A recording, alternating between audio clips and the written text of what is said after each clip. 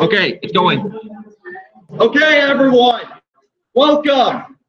Welcome to our second semester of it. Sorry, our second mission this semester. Today we'll be talking about sci-fi and Nintendo. So next week we'll be discussing movie flops because unfortunately not everything works out. If you're interested in becoming a member, talk to Aaron. Membership costs $6 this semester. Some of the perks of being a member is earning ranks, discounts, stuff like T-shirts and Starfests, and also buying tickets for us for our movie outings. So again, talk to Aaron. Aaron is over there. I can't really point under this. You're right. I can point with the hat. Okay. So guess what? Book club is back. Yay! Look up. We'll meet on Mondays, which is like today at 6:30. So 30 minutes before our mission, you can come up to join book club. They're gonna have a post about it on our Slack about book recommendations to start off with. All right. So Friday, February 8th, Star will be going to our first movie outing. We will be seeing the Lego Movie 2, the second part. So if you want to watch a movie of Chris Pratt teaming up with Chris Pratt, go see it. PR now meets on Thursdays from 7 to 9. If you want to make a bunch of cool rad posters like you see around campus, then come join AIM. It's a great way to express creativity and to practice your skills with Photoshop. If you want to also be more involved with Star, join us on the Slack. Slack is basically like an online version of Discord, in which we have a variety of topics that you can discuss about, including Nintendo. We've also just introduced a new anime-themed channel, so you can go there and discuss all things anime. Well, finally, we have sodas that you can buy during the mission. So in case you get thirsty, you can just go up there and you go up to Aaron and get some. They're only $1. We have a variety of sodas such as Codename Steam Coca-Cola, Splatoon Sprite, Paper Mario Pepsi, and Coke Zero Cherry 4. Smash! All right, with that said, hope you enjoyed the mission. My first Yeah, and watch as I transform into something horrid. Yeet.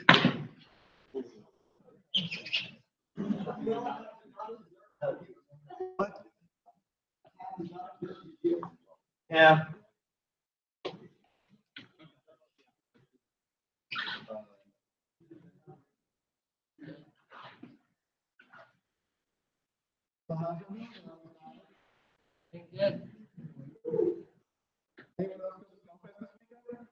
What's Snowfest? Snowfest is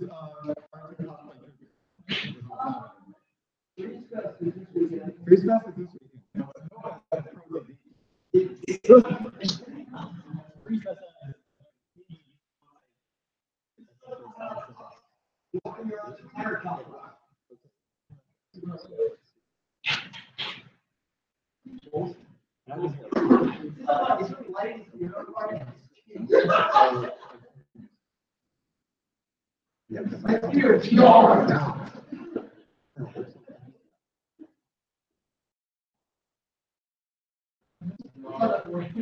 It's a race between the two falls of Tuesday and November. See what's happening.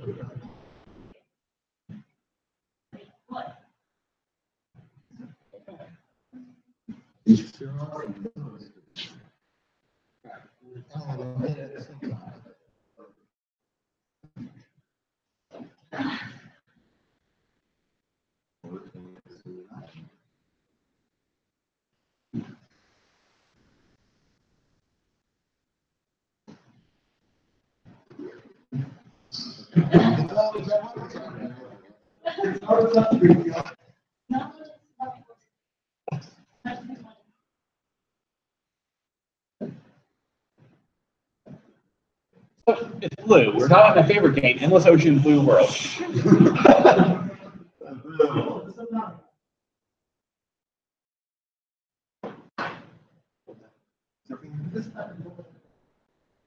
So in Endless Ocean Blue World, your diver is partnered with Oceana Louviere, and you continue to search the oceans, and now you have a magic flute that can summon whales.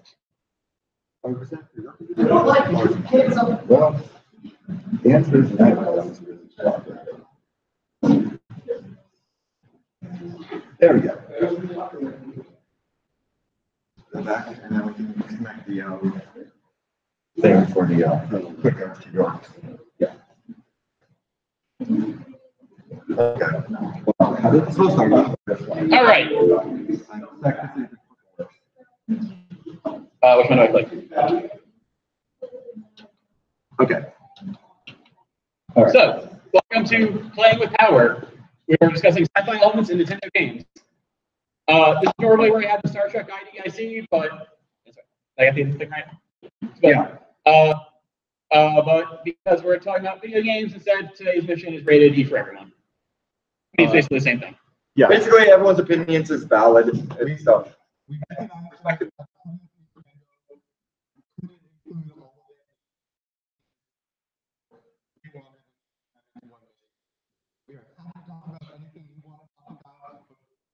We're not beating on a franchise. We didn't make it into this. We just only have so much time. On that note, let's talk about time travel. Time travel is something very much used in sci-fi, and it's not inherently sci-fi. The usual go-to example is Harry Potter. Harry Potter is time travel, but it's not sci-fi. So on that note, no, we're not talking about Ocarina of Time just because you pulled the magic sword and traveled 7 years. We're not talking about Fire Emblem because the kids going back in time and we're not talking about Animal Crossing because you reset a few months to go get Christmas items. That doesn't mean we don't like those games, but again, we only have so much time. There is a lot of time travel in Nintendo, and it's not all directly sci-fi. Right. All right. So we're gonna take a cue from World of Light and start off with Kirby, because apparently Kirby's the only one who can select the lead because of Warp Star. So, all right. So Kirby's more of a science fantasy than it is science fiction. So if you don't know what we mean by science fantasy, it's set in a sci-fi environment that generally follows the rules of fantasy. Well, that said, Kirby still fits in with parts of sci-fi, being the fact that he's an alien, and there are certainly machinery that is beyond our current modern day, like the halberd over here. But there are some specific examples we can talk about Kirby sci-fi. First off, Kirby Air Ride was a fun racing game. So this one's kind of like loosely sci-fi, mainly like some of the racetracks are like sci-fi-esque and like there are like vehicles in it, but it's kind of like close to like modern day vehicles, like cars and stuff. Like you. And then you also have like motorized units. We have that. There's yes, which is a fantastic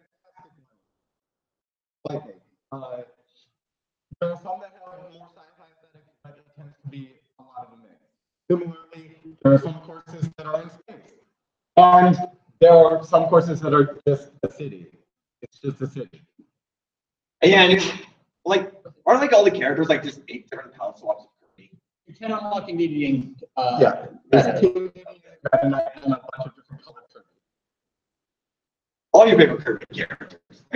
It's the only game where it is actually bragging right if you unlock a particular color swap. Okay, so I said we're going with the most sci-fi Kirby games, and probably one you not long ago probably remember. Kirby Planet Robobot. Yeah, that's back. Really good. Yeah, that's what I've actually heard. So Kirby Robobot. So what the plot of Kirby Robobot is a bunch of aliens come onto Kirby's home planet and they mechanize the entire planet and all of its inhabitants, turning into like a robotic type of world. And of course, Kirby slept through all of it. So when Kirby wakes up, he's like, you know what? Something's not right. And then he goes on to save the day. He does this. It comes with a giant like mech with him.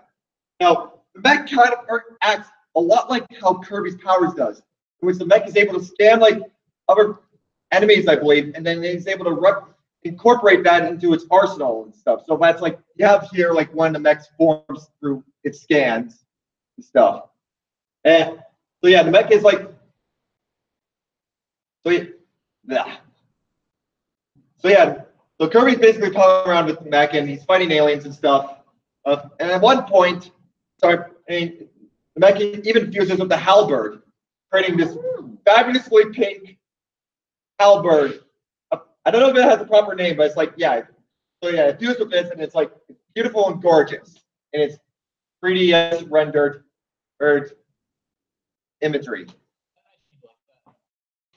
I think at the end of it, like the robot separates it from it, so it goes back to the normal halberd. So womp womp. So that's really all we can say about Kirby. Is that Kirby's mainly sci-fi fantasy. It is set in a sci-fi environment, but it certainly follows the rules of fantasy more so. Except like there's a couple things, but not much.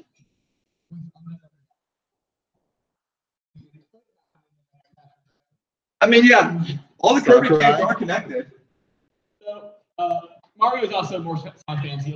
As we go further through this presentation, it's harder and harder sci-fi for the most part.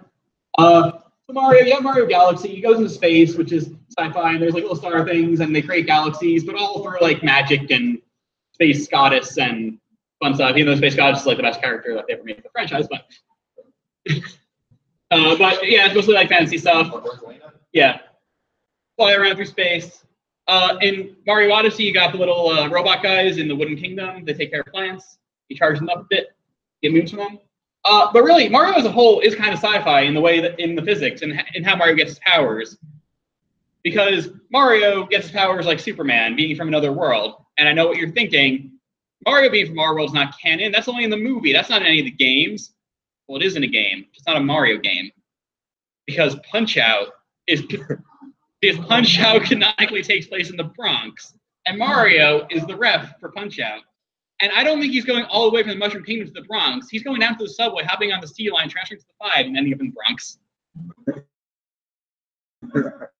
He gets his powers like Superman. He is from another world, and so the gravity works on him differently. He can like jump higher. He can react differently to local flowers, and that's how he gets his powers, just by having different reactions to the physics.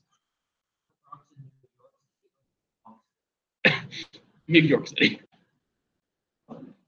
Because Mike Tyson doesn't live in New Donk City. As far as you know. Now, the most sci-fi person in mainline Mario is also one of the most overlooked characters, is Professor Egad. Over there. He has made a lot of the inventions in the Mario universe, like Flood in Mario Sunshine, which allows you to squirt out water, either act globs of paint on the ground or to hover in the air, all different functions. It's also sentient, which is interesting. It's also shown, this is very quick sequence at the beginning of Super Mario Sunshine when you pick up Flood, where he scans Mario and it shows you Flood's perspective, where it has what Flood is seeing and then other data from Flood's computer systems, where Flood loads up information from past Mario games, which means Flood presumably either has a database of that knowledge or has an internet connection that is never mentioned in the rest of the game, and is able to pull out all of this data about Mario just from scanning his face. He also made the gadgets in Mario Party Advance, and the poltergeist from the Luigi Mansion games, which has gone through, now it's on its 3rd iteration, as from the little gameplay we've seen of Luigi Mansion 3, it is a very different poltergeist. 4th iteration, if you count the card version. It has flashlight and vacuum, and it can just suck up ghosts, fun stuff like that. He also made this robot Mario up here, which is a playable character in the arcade Mario Kart games, never in like one of the ones that you could actually own for yourself for a reasonable price, but it's in the arcade ones. He also made, in the Mario RPGs, the Time Machine for Mario Time Machine for Mario and Luigi Partners in Time. And like I said, time travel does not make it inherently sci-fi, but the aliens do. Those are the Shrews. They are mushroom aliens led by Princess Shrew, and they come to Mushroom Kingdom and try to take over. And Mario and Luigi are going around through forward and back in time with their baby selves, trying to defeat these aliens from invading. Mario RPGs are actually where we get a lot of sci-fi. Also in the Mario and Luigi series, have Bowser's Inside Story, which is just a complete like reference all around to Fantastic Voyage. That's it. Which is a classic sci-fi movie, and it's just an entire homage to that the entire game. And then in Paper Mario, you got Tech, the AI, who learns how to love and has like struggling trying to learn emotions despite being a computer for the entire game, teaching Peach can teach him how to dance through the use of a hologram projection, and he just, despite being an AI, he wants to learn more about human emotions. That's sweet. And he's located in this base, which is located on the moon. It has teleporter in there to get them back to the Mushroom Kingdom, but it's just a nice moon base, nice dome to keep the air in there, which is weird because Mario can be outside of it without the air, so why do they need the air in there? Speaking of which, in Super Paper Mario, they go into space, and Bowser, or whoever you're playing at the time, comments on how they can't breathe, even though they did there and there. But in this one game, you can't breathe in space, and you need a fishbowl on your head in order to do so. Mario Galaxy, the Luna somehow allows Mario to breathe in space, but really, Mario games are just super interesting about whether or not Mario can breathe in space. It's because Partners in Time split the timeline.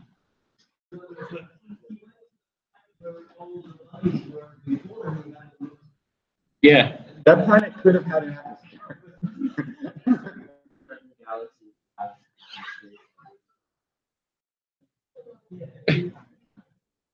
And then we got Mario Kart, specifically Mario Kart 8, which added the anti-grav feature on the karts, which is super sci-fi. You're hovering around, you're going upside down, up in walls, around, twisting around everywhere. And the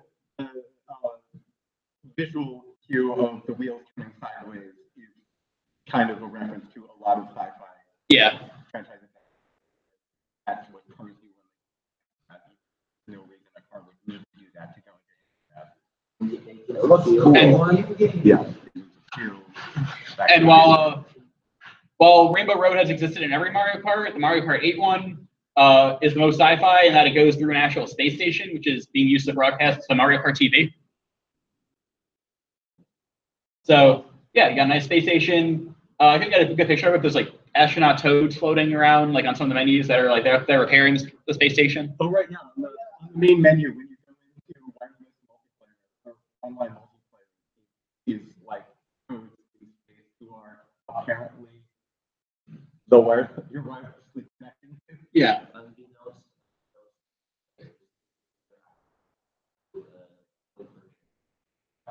So that is Mario. Oh, God. All right. So moving on, the Zelda series has started mixing some sci-fi and science fantasy elements in most recently. But actually, Zelda was always meant to have sci-fi. The original Legend of Zelda planned to be a mix of sci-fi and fantasy, where you would go between the past, where everything was fantasy, like in the final game, and the distant future, where everything would be very sci-fi, and Link would be the link between these two times. Hence the name. And obviously, due to time constraints and limitations of the NES, this didn't end up happening. The Triforce ended up as a magical thing left by the goddesses, whereas if you saw it in the trivia presentation, it was originally meant to be microchips that you would bring back from the future. And the two times mechanic didn't make it into the series until Link to the Past later, where they went with the more simple light world, dark world thing instead of past and future. But that didn't stop them from doing time travel later in Ocarina of Time.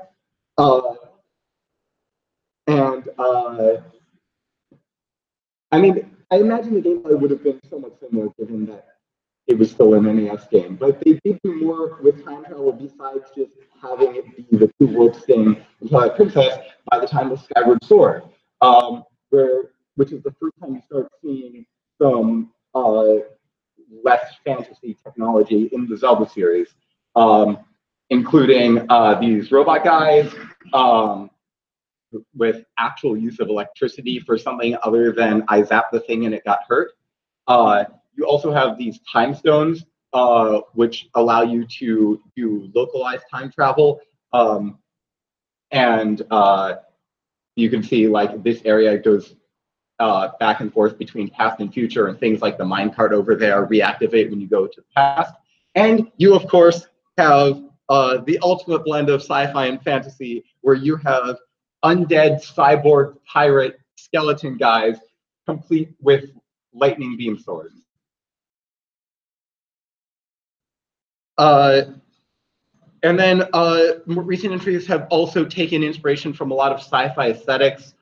This is obviously reminiscent of things like Tron and hologram styles from like that have also been used very similarly in like Marvel things and other things like that. Yeah, a little bit, yeah. And even the GameCube entries had a bit of that, particularly with, I don't know, Nintendo just really likes their giant hands. That's like giant eyes. Giant hands, giant eyes, and giant hands with this sort of Giant hand with giant eyes. with like the circuitry, the light flowing through them in exactly the way it did in Tron circuitry. And that eventually led us to the most recent iteration with Breath of the Wild. So yeah, Breath of the Wild is not only the most recent Zelda game, but it's also the most sci-fi of the series, mainly due to its secret technology that it introduces. We see that with a lot of things in it. We see it with the Divine Beasts, Guardians, Ancient Weapons, and of course the secret slate we saw in the previous slide. A lot of the reason why they added the sci-fi elements to such a game because they wanted something to contrast with the open wilds that you're exploring in the ruined worlds. So they thought adding this element would be a good way to show like a difference, and it also a way to be able to capture a lost civilization. Well, they also said in terms of gameplay standpoints, it would be a good way for the enhance Link's experience while traveling, either as obstacles or as ways to get around, such as his weapons or whatnot. However, Breath of the Wild was attempted to be way more sci-fi than that. Yes, it is. This is all official concept art. This is concept art. Publicly released. Yes, luckily thought it was going to be way more. Yes, we're getting there. We're getting there. But like right here, you have Link in a spacesuit. It looks very modern, by the way. Like besides the sword and shield, and he's next to like a Metroid and stuff. So I guess they were thinking like going with space and aliens, which you can see it right here, which looks very close to like what the actual art to the game is, like how the final game looks. Except obviously there's no UFO in the final game, so you gotta wonder like how long they had this idea in their head until they got rid of it. And this one in particular, yeah, they actually took to the point where they even tried animating an alien invasion scene. So again, this is actually from Nintendo, something they experimented with. Well, also, the concept art right here kind of takes a more modern-esque field. Like you have Link up there, but yeah, he's wearing like a standard jacket and jeans. I think he's flagging with them, like they're a bit lower on his torso, and he's riding like a modern motorcycle. Which, of course, later on they did add a motorcycle. Although, if you look at the motorcycle right here, it's clearly inspired by Sheikah technology, which we had in the final game. But the motorcycle here is more of a modern-esque one. So, Breath of the Wild could have been way more crazier science fiction than it would be fantasy. Also, for any of you who were around way back when we had our mission on steampunk and other dash punk categories, might remember the category of aetherpunk, which is when you have sci-fi-esque technology, but it's powered by magic. And Breath of the Wild obviously came out after that mission, but stands as a really good example of a really good way to blend magic with your sci-fi technology if you want to have both of those things coexist in your world. Oh, boy. I thought this was later. Okay. So, ARMS is Nintendo's newest franchise, and it gets pretty sci-fi, except the lore is mostly a multiplayer game. It's like Splatoon, where it's mostly multiplayer, and the lore is kind of like in these research documents that you find while you're playing, and you kind of read up on it a bit, or in the character bios. So these are some of the more... So, overview of ARMS. People in this universe can get a trait called the ARMS trait, which makes their arms go out into like spring-like structures and just like they kind of like flop around. And the trait started occurring 1,000 years ago. And by the time that the game takes place, about 2% of the population has this trait. Originally, it was, for most of the time that the trait was around, it was considered a hindrance because you just couldn't control your arms at all. And then about 120 years before the game takes place, they created masks, which is why every character has a mask. Some arms are connected to the iris. I don't understand. But the iris, anyone with arms, with the arms abilities, has like spirals in their eye, which is how they realized they were connected. But it doesn't make much sense. But yeah, somehow their arms are connected to their eyes, and the masks allow them to control their arms. And once they realize that they can control these long arms, they decide to make a sport out of it. Well, yeah, I get the spiral, but how does the eye control? Forget. So the sport became popular. People with, yeah.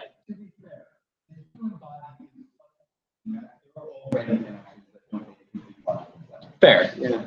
So people with these traits started forming sport, and then as time went on, people without the trait wanted to get involved with the sport. So you had people like Mechanica, who is, oh, so one thing, the trait usually appears like, it tends to appear in the teen years. On very rare occasions, you can be born with it, and the oldest known case of someone getting it was at 74 years old. But for most parts, the teenage years. But people like Mechanica, a genius child, couldn't wait for her teen years to see if she had the trait or not. So instead, she built a robot suit that could replicate the functions. Meanwhile, at ARMS Laboratories, run by Dr. Coyle here, we'll get to her in a second, they were also experimenting with technology to make ARMS fighters. In a mechanical way, like Mechanica, they also made Springtron, a robot copy of Springman, one of the top fighters in the ARMS competition. And then they did some more biogenetic experiments and created Helix, a DNA goop thing that has its arms, that embodies the ARMS trait, like pretty much just is the ARMS trait built into a humanoid form. Thing as Dr. Coyle, she was born with the ARMS trait, as you can tell by her irises, but she has enhanced her abilities by testing her experiments, such as the Helix stuff and the Springtron stuff, on her own self, because she just has been obsessed with ARMS from a very young age and wants to better herself in the competition, and so she just decides to just test anything she makes in her lab on herself to improve herself. Yeah, that's all we got on ARMS. All right. So, you guys may have heard of a little-known franchise called Pokemon. So, a lot of key concepts of Pokemon is based off of the idea of evolution. At the very least, they heard of evolution, and that's it. This is not how evolution works. So, yeah, that is until later on in Gen 7 where they added actual evolution. Yeah, so the Alolan Pokemon a bit more evolution than actual Pokemon do, in which these Pokemon are able to evolve and adapt for generations based on their climate, based on the climate they live in and the conditions they're in. So a lot of Pokemon are a lot more natural. It's a bit natural. They're usually based off of real world things like they're like off of animals or plants. Sometimes you have the occasional items like a keychain, but what? Yes. But there are some Pokemon that do fit within a sci-fi aesthetics based on their origin. But not all Pokemon come from Earth. Some Pokemon are from outer space. Yeah, you have Pokemon who are basically aliens, like the most famous of which is Deoxys, the legendary Pokemon who have multiple different forms based off of stats. You got the fairies who are, if anyone remembers from the old cartoons, apparently arrived here on a UFO. You got, well, Solark and Lunastone are Pokemon based off of moon rocks, alien moon rocks, and these ones are generally like more based off of UFO designs. BEM and LGM, I believe their names are. So yeah, there are some Pokemon who are from space. There are also other forms of aliens besides from up in the stars. There are Pokemon from alternate realities or dimensions. And those are the Ultra Beasts, introduced in Gen 7. They're like, so it's hard to like classify them. They're like separate from legendary Pokemon or like even Pokemon as a whole. Like they have like, they're like UB1s from UB something. And like they do have like names, but like, yeah, the Pokemon are like weird, and you can definitely tell them from their design that they're definitely alien-esque. Like they don't resemble a lot like I guess this one resembles a cord and maybe this a clown. I don't know what this is supposed to resemble, like some kind of jellyfish, I guess. But it's like we already have jellyfish Pokemon and stuff. So yeah, a lot of these Pokemon were like, so yeah, features from a different dimension, and they were a big focus in the Sun and Moon games, primarily Ultra Sun and Moon, in which they explore a lot of that and actually have you travel to an alternate reality and stuff. So yeah, some Pokemon are from the stars. Also, some Pokemon are man-made. Okay. Like example, Mewtwo. This is a Pokemon who is a clone of Mew. Ooh. What? Anyways, so yeah, Mewtwo. Yeah, Mewtwo is a clone of Mew, designed by Team Rocket, which unfortunately for them, Mewtwo kind of just like said no, killed a bunch of its scientists, and left. Well, you also have another Pokemon who is created for like cloning of other Pokemon is a type Null, who doesn't even have a proper name. It's just called type Null.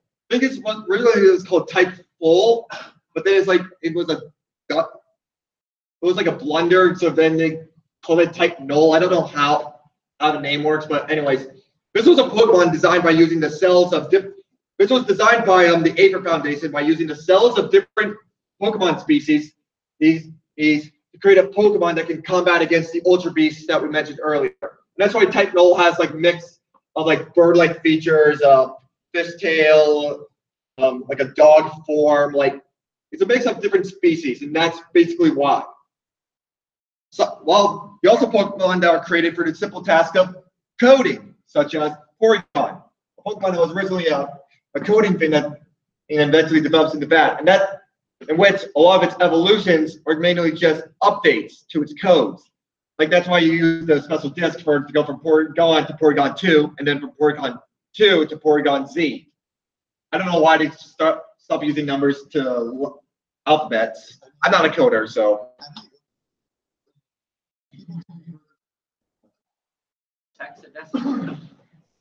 I guess I'm an art student, okay?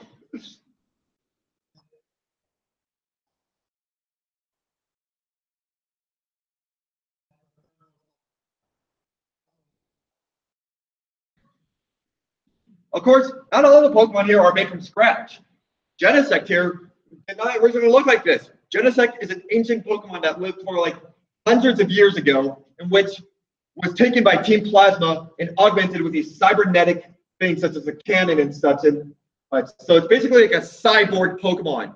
I know there's a theory that this is supposed to be a Kabutops because of similar form, but it's like, yeah, it's nothing really confirmed. But yes, this is a Pokemon that originally resembled something much different and was augmented with cybernetic features.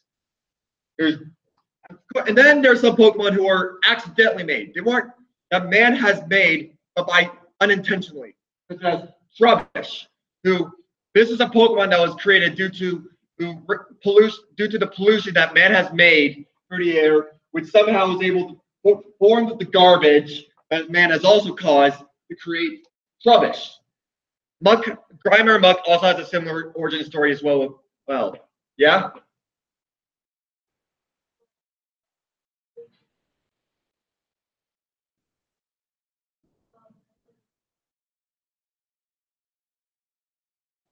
Okay, I remember hearing that theory too. The main link between Arceus and Type Null is that they have a similar ability.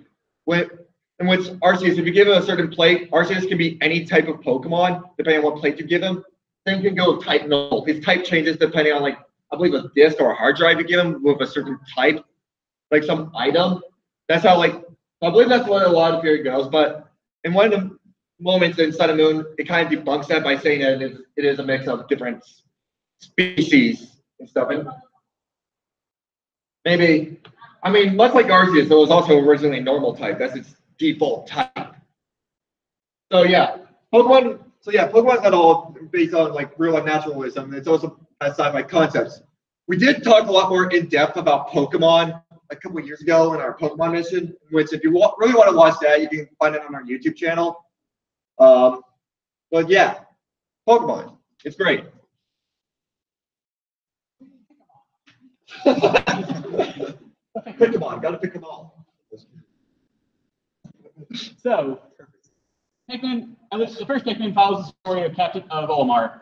He is from a planet called Hakatate, which is a very small planet. Everything on it is small, including Olimar. He is about an inch tall. One day, he's just flying his ship, the SS Dolphin. Oh, yeah, there it is. He's flying his Dolphin ship around in space, just going for a nice cruise, when he gets hit by a comet and crashes down onto this mysterious planet. His ship is destroyed. He does some scans of the planet and finds that it is very high in oxygen, which is toxic to his people. And figures out, oh yeah, it's high in oxygen. I wonder what planet this could be. So, This something looks familiar. So he does a scan and he realizes it's toxic, and he figures out that he has about 30 days to survive on this planet before he needs to leave or he'll die. So he spends the next 30 days looking for ship parts, and he finds this endangered species, these little red, blue, and yellow guys roaming around. And there's not many of them. They seem to be in a lot of danger. They're like the natural prey to like every predator on this planet, and there's not many of them.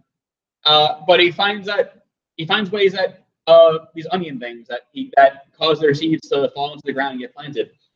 And he finds that they're also pretty intelligent. He can command them to like do simple tasks, and they'll be able to do the simple tasks. And decides, hey, I can partner with these guys. I can teach them how to thrive as a species, and in return, they can help me find my ship parts. And it's a win-win for everybody. And hey, they look like these carrots on my home planet called Pick carrots. I'm gonna name that for those, so they're Pikmin.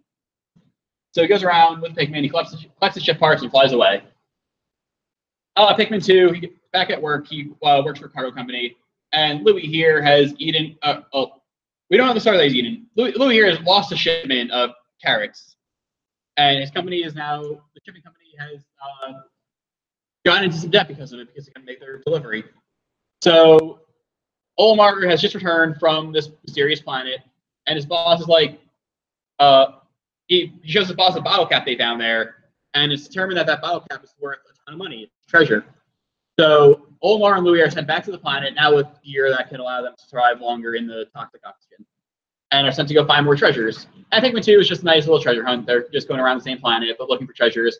You don't have the 30-day time limit, so no big deal. You team up with Pikmin again. They're now thriving, but you keep helping them some more. They help you. It's a nice symbiotic relationship with the local fauna or flora. I guess they're both technically.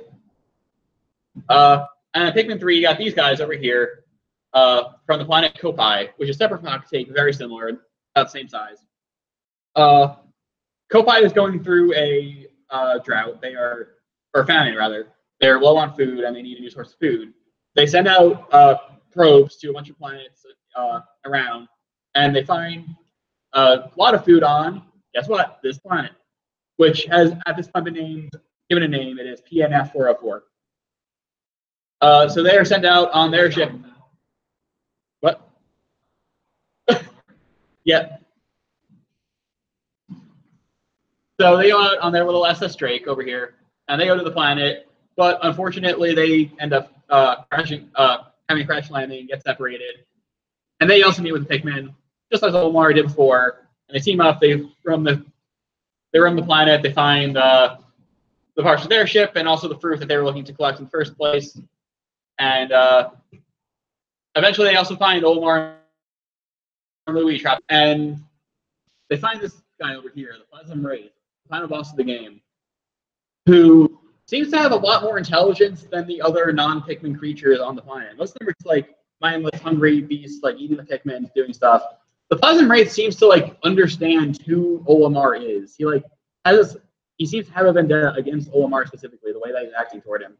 And the closing narration to Pikmin 3 the narrator kind of hints that maybe these travelers weren't brought to this planet by accident. We will hopefully get this answer in Pikmin 4, which Miyamoto says is near completion in 2015. So yeah, it's a very simple, like basic space exploration story, but it's very much hard sci-fi you're exploring. Yeah.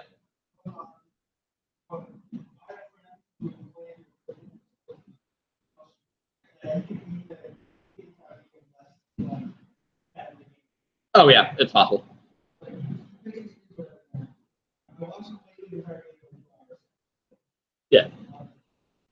So this is where we're getting to like hard sci-fi. These are just explorers going out in space, ending up on an alien planet, interacting with the local beings and figuring out how they work, taking notes. You read research data. You got in this group over here, you got in this group over here, you got the captain, you got the engineer, you got the botanist, and the botanist is taking notes on all plants, and they're taking notes on the animals and everything they find on this planet. And it's just they're just doing science. It is straight up science fiction, and I love it, and it's cute and adorable.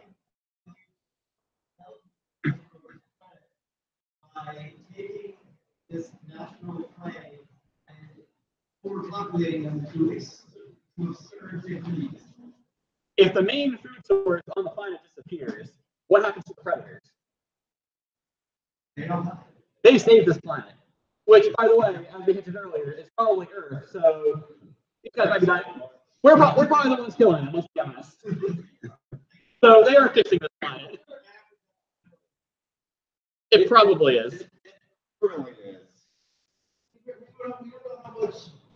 Like their entire concept of square. Yeah. I mean, yeah. Fun fact, Olimar is the only amiibo who is larger on his amiibo figure than he canonically is. So, moving on. You thought, like, us killing the planet with killing off the Pikmin and creating new Pokemon through radiation was dark. Just you wait. So I know what you're thinking. This is just a fun, third-person shooter with a lot of aesthetics that appeal to 90s and 2000 kids. And you are right. But there was also, especially if you play the single player and go through all of the Sunken Scrolls, so much lore of how their lore is planned in advance. Splatoon 1, way before Splatoon 2, let alone its DLC, were planned, confirmed Octarians live in various underground caves after they lost the last great turf war, which lines up perfectly with when you go down into the subway tunnels in Splatoon 2's DLC, you find a bunch of Octarians there. They also show the earliest turf wars happening thousands of years before Splatoon. And they talk about the origin of the Inklings. Basically, Splatoon 2 takes place far in our future. They are on Earth long after humans completely failed to reverse the effects of climate change, basically because this is Splatoon story. So a bunch of academics and scientists realized that humans were causing climate change. The people making policy refused to listen, and so it got worse, and sea levels began to rise. But that's obviously just science fiction, right? So basically, sea levels rose to a point where there just wasn't enough land for all of the land creatures, so most of them died off, and eventually sea levels receded somewhat, and sea creatures, some over time, evolved to walk on land. This is obviously over like thousands of years. And yes. When do we get the prequel where you play as the form right in the middle?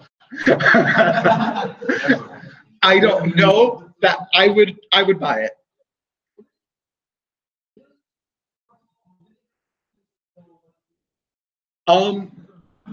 Unclear. The actual time between the death of humans and Inklings having humanoid forms, that is not firmly established. It is shown through Salmon Run mode in Splatoon 2 that toxic waste spills left over from humans did cause some rapid mutations in some species. So it's possible that also affected it. Yeah.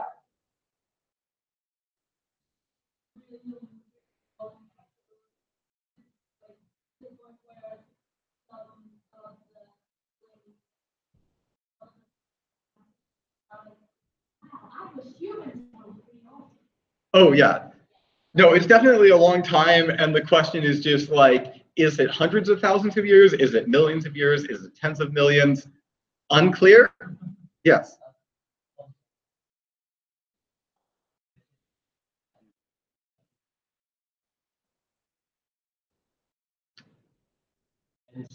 And Judd's cryogenic period is listed as 10,000 years.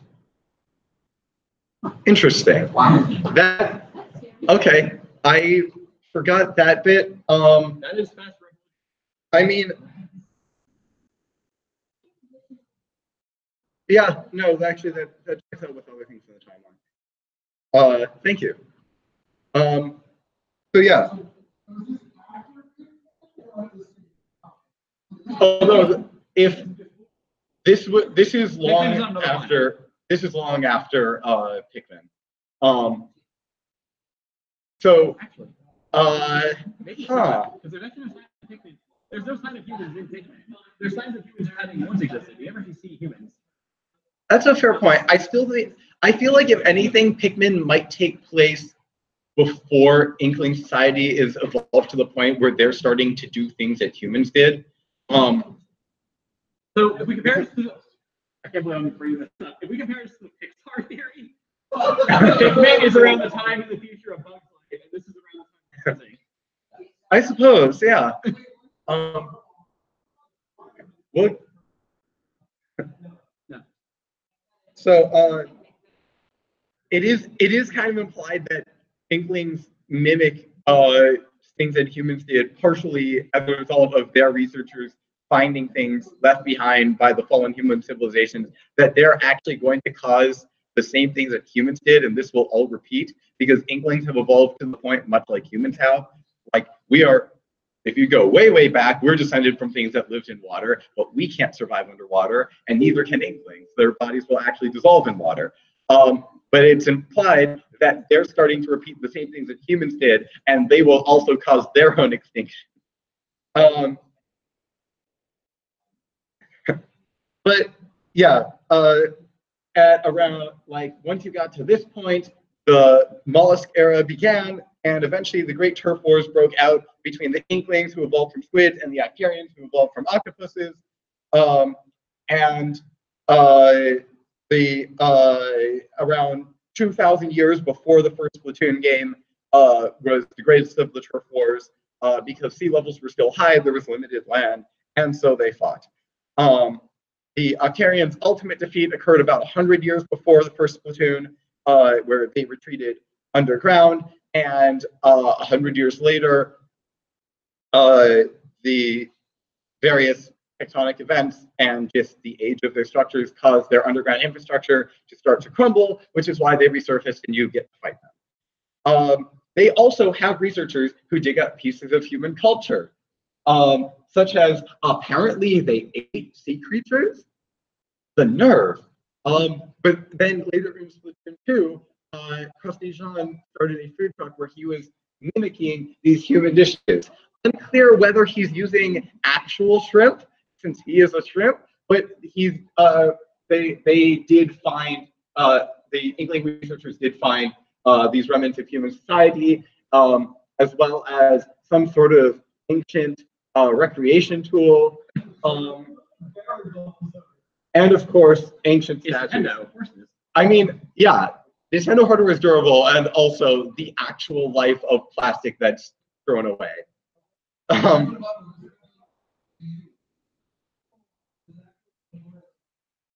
Yeah, that's actually true.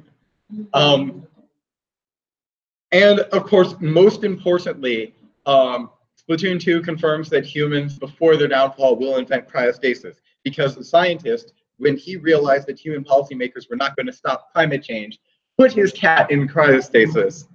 As you said, 10,000 years later, the pod was found by scientists from the Inkling Society. Oh yeah, there he is with a selfie with his cat. They found this pod and they revived Judd, who is fantastic. It is also implied that this cryostasis pod has the ability to clone the creature based on the DNA inside it. And it's implied that that is how Lil Judd was created between the events of Splatoon 1 and Splatoon 2. So yeah, that's Splatoon. It is way darker than it looks on the surface.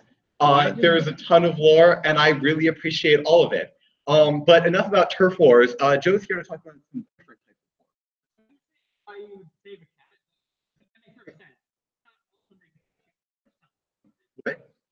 I mean, because humans destroyed the planets and cats have done nothing wrong. I mean, he didn't, but if you revive humans, then humans might ruin the planet again, whereas cats have done nothing wrong. So, Anyway, yes, like as you said, we're going on to other wars. Nintendo wars, Famicom wars, Game Boy wars, and Battalion wars. So these three are the Wars franchise has gone through many names. The ones I just said. These three in particular don't get super sci-fi, and the two on the left don't really get super plot heavy in general. Basically, we have the red guys and we have the blue guys, and they fight each other, and that is the plot. Yes. You got Red Star and you got Blue Moon, who in later games got renamed to Orange Star, and White Moon, but then back to Blue Moon. I think Blue game because we could put Red either. I don't understand. But yeah, so these are the Game Boy games. They were the same, but handheld. And then you got Battalion Wars on the GameCube and the Wii. They have more plot, but they're still just kind of like nations going to war. They don't really get sci-fi. There is one nation in it that has like a sci-fi aesthetic to it, but they don't really go too much with that. It's just kind of like it's all cosmetic, really. The one part of the franchise that does get into it for sci-fi is Advance Wars. So the game starts out most like the earlier games that we talked about. It's just the nations going to war. Their technology is maybe a little more advanced than our military technology, but yep.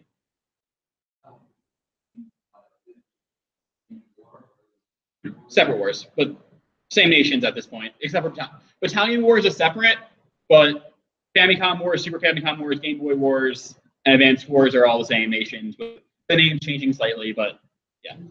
So Advance Wars starts out just like those ones. Yeah.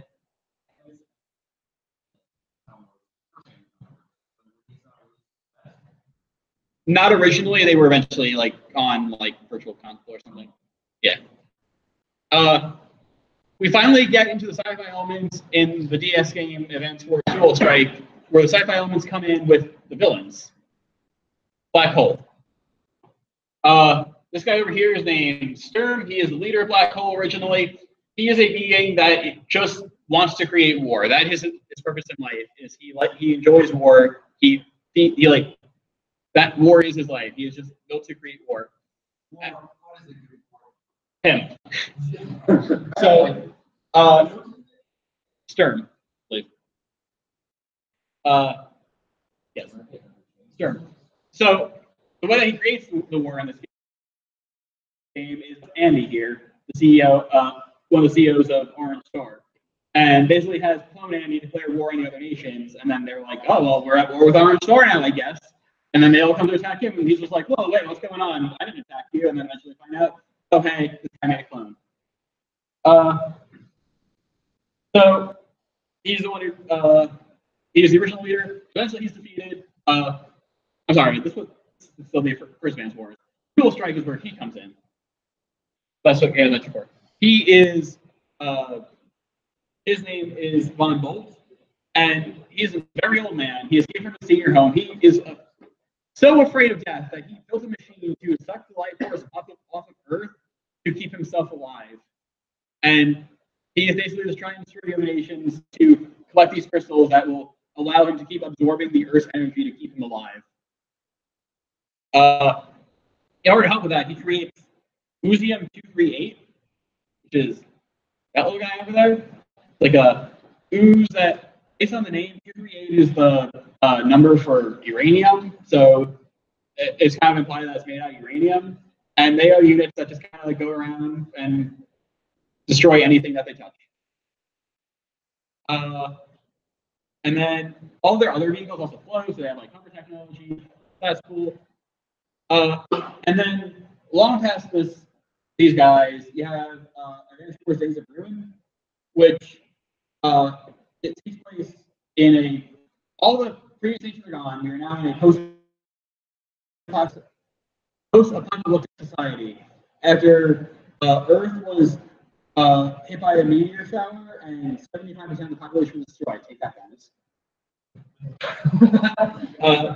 So after the population was destroyed by meteors, the dust clouds from the strike end up blocking out the sun to the point where plants can't grow, and it's just a horrible mess.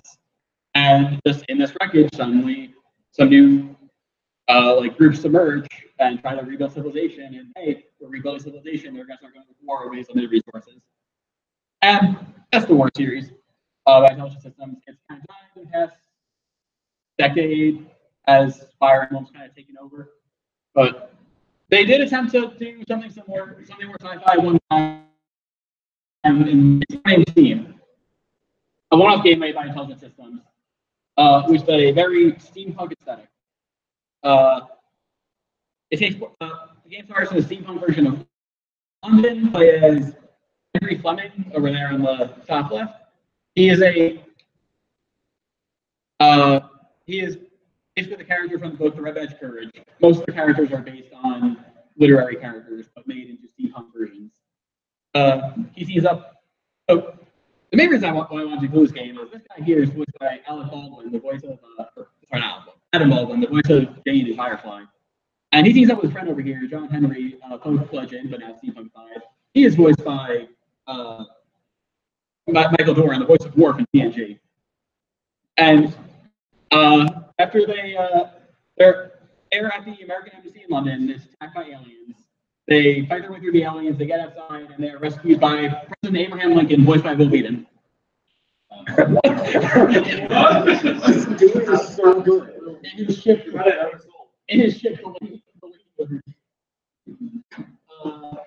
and so they join he has a secret unit of the government of the army that he's been building called Steam. Right team eliminating the alien menace.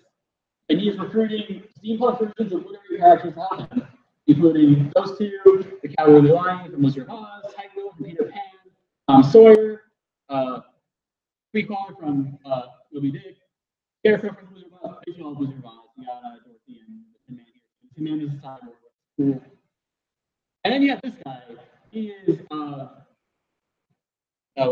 Randolph Carter, who is from H.P. Lovecraft stories and is often considered to be H.P. Lovecraft's self-insert character in his stories. And he basically figures out with an Necronomicon that, oh, hey, these aliens are Lovecraftian. They are like coming from an elder gods.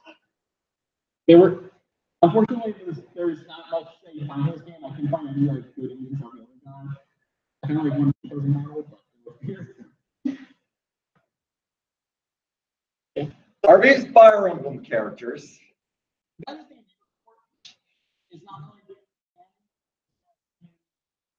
So, Fire Emblem, not sci-fi?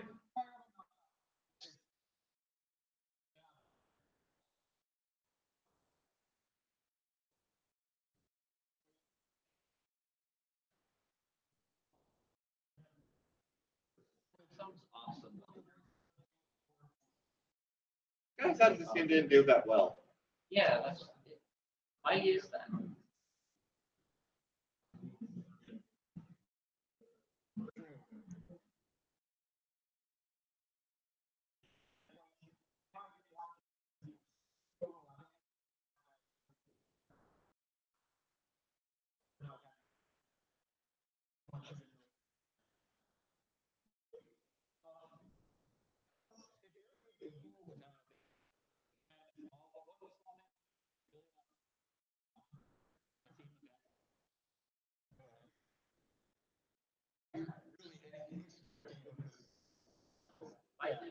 Why didn't it do well? Why didn't it do well?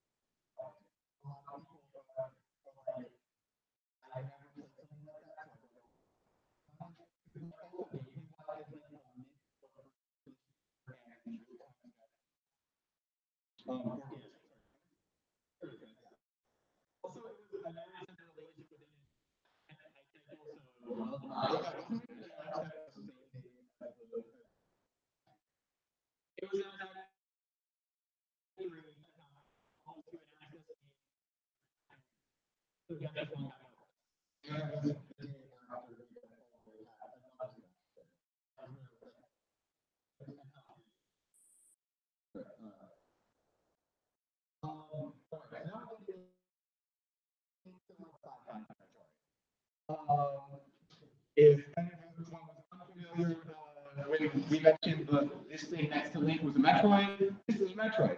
This is a series Metroid.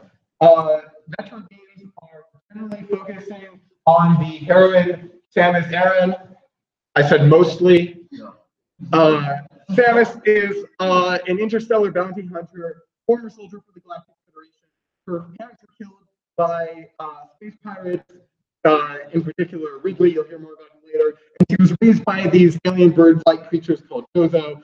And Metroids also exist. They are an alien parasitic creature that can suck the life force energy out of basically any living thing. This is roughly what the Metroid timeline looks like. It starts in the year 20x5. We're really sure of that. It ends at some point. We're not sure of that because they made these games. And then they inserted all of these games here, and they're about to insert this one also. And this was originally supposed to be a few years apart, but then some of these take place a few years apart. So these need to move somewhere else in the timeline. And also this was re-released, and this has been remade in 2 different ways that treat things a little bit. It's weird. I'm going to try to quickly speed run the timeline for people who are unfamiliar with this. We're short on time, so a lot of details are going to be cut out. So it starts off with Metroid. Also, yeah, this could, like, an entire mission could be dedicated to this. In fact, hopefully next year maybe it will. But for now, let's go quickly. Yeah. Initially to a Metroid mission when Metroid Prime 4 comes out. Unfortunately, that game has been delayed quite a bit. Huge kudos to Nintendo for taking extra time to make sure the game is as good as it's going to be, because better that than release a bad game just to get it out early. But unfortunately, we don't know when it's going to be here. But we do have all of these games. Let's start with Samus being sent to neutralize a Metroid specimen that was stolen by space pirates, because the Galactic Federation police put into it. So obviously a single lone bounty hunter can, right? Right. Actually right, though, because she does it. She goes to Planet Zebes. She defeats their ally Kraid. She defeats Wrigley, their commander. And she defeats Mother Brain, a Chozo AI that kills stuff and is evil. As she then she gets attacked. As she leaves, she crash lands and then escapes the space pirate mothership. And then goes on to leave the initial timeline and investigates a space pirate colony on planet Talon 4. He finds even more Metroid. He finds space pirates have been experimenting with this thing called Phazon that is like toxic and radioactive and corrupting. So of course, let's experiment with the most toxic substance in the universe on the most deadly parasite in the universe that we know of at this time. Also at the center of the impact crater is the Metroid Prime that has been super corrupted by Phazon. Samus goes around. She learns about the Chozo who lived on Talon 4, and she kills the Metroid Prime. Yay! Then she meets a bunch of other characters, because you can have characters other than Samus in Metroid Prime Hunters. These are the Hunters.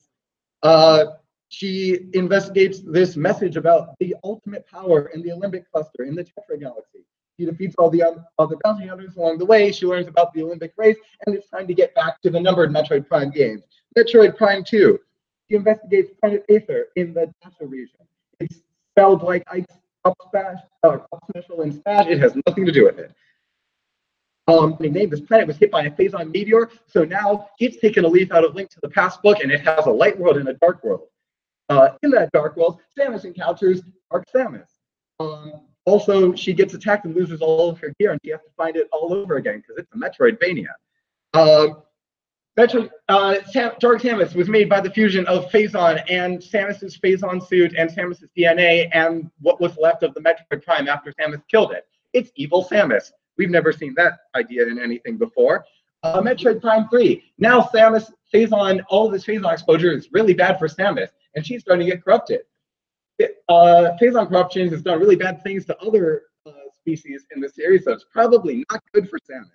But everything needs to turn out okay, because regardless of what will happen when Metroid Prime 4 comes out, we need all of this to link up with all the games that came out before Metroid Prime, like Metroid 2, where after all of this Metroid chaos caused in Metroid 1 and the Prime games, the Galactic Federation says, these things are too dangerous to exist. Samus, we need you to go to their home planet, SR-388, and commit genocide.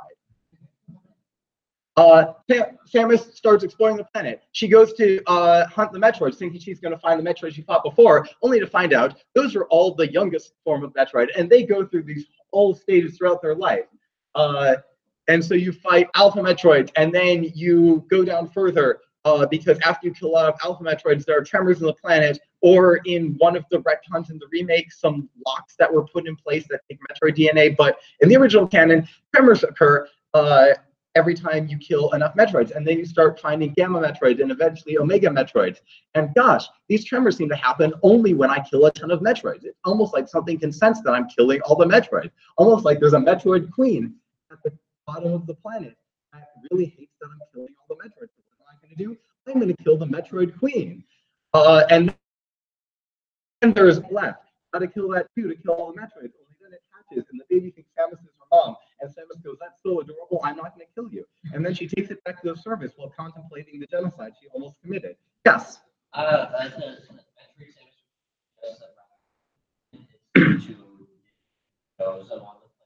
And messing around with the same energy that upgrades Samus apart from the regular upgrades in the remake. Yeah. So yeah, there's two Metroid 2 remakes. AM2R, another Metroid 2 remake, is a fan-made one that generally stays true to the original timeline and story.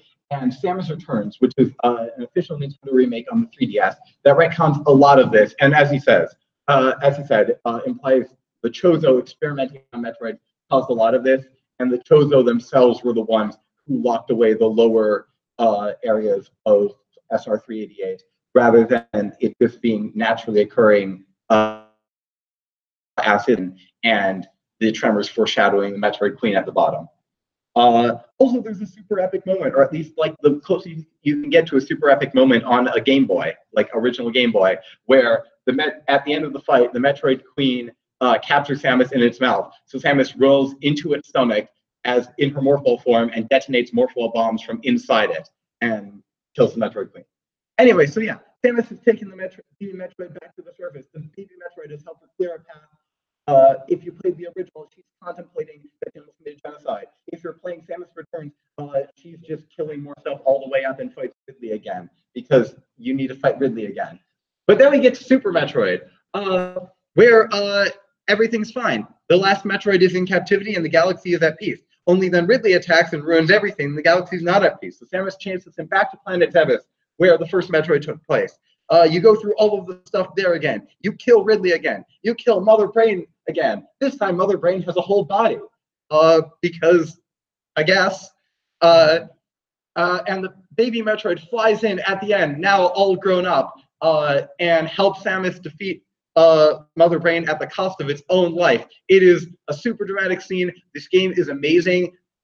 Very few games that are like 20 years old, people say, have aged, oh well, way more than 20 now. What year is it? It's 2019. Very few games from the Super Nintendo era and early are ones people would say have aged well, but honestly, Super Metroid, generally speaking, holds up. And there's not, like, apart from if you want HD graphics and music, sure, but the sprite work is amazing for the time. The music, like, they made the Super Nintendo sing. Good game. Highly recommend if you get it on Virtual Console or something. Anyway, so the baby Metroid sacrifices itself for Samus. And so Team Ninja went, what if we use that as an excuse to bring her? We are short on time and trying to get through a bunch of Metroid games and the rest of Nintendo. So if you want to talk about Other M, I'll talk about Other M later. It was poorly reviewed. It tried to do a bunch of stuff and it didn't do it very well. So Metroid 4 Fusion. Yeah, there was 1, 2, 3, and 4 games originally before all this stuff got thrown in. Metroid Fusion turns out committing genocide and removing a predator from the ecosystem, we kind of talked about this with Pikmin, not a good idea. If you have something as powerful as Metroids, maybe it's feeding on something, maybe it's keeping something else, like the X-Parasites from taking over the planet. So now, with all the Metroids gone from SR3D8, X-Parasites are out of control. They can infect and copy basically any species. Samus joins the research team back to SR388. Yeah, before the Prime games, it was basically you go to Planet Zebes, then you go to SR388, then you go back to Zebes, and then you go back to SR388.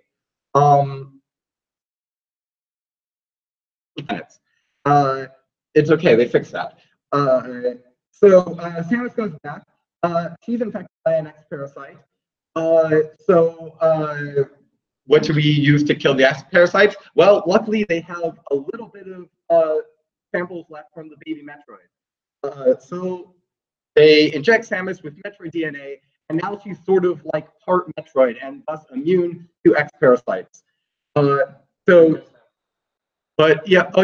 as part of this, the suit becomes sort of partially fused to her body, and they can surgically remove some of it, but she ends up in this weird form called the fusion suit. So Samus goes to this research station. She is killing all of the X parasites. She's doing it in bite-sized mission form because it's on the Game Boy Advance. You need to be able to play it on the go. And Samus saves the day again. But in all the sci-fi, what sort of technology show up?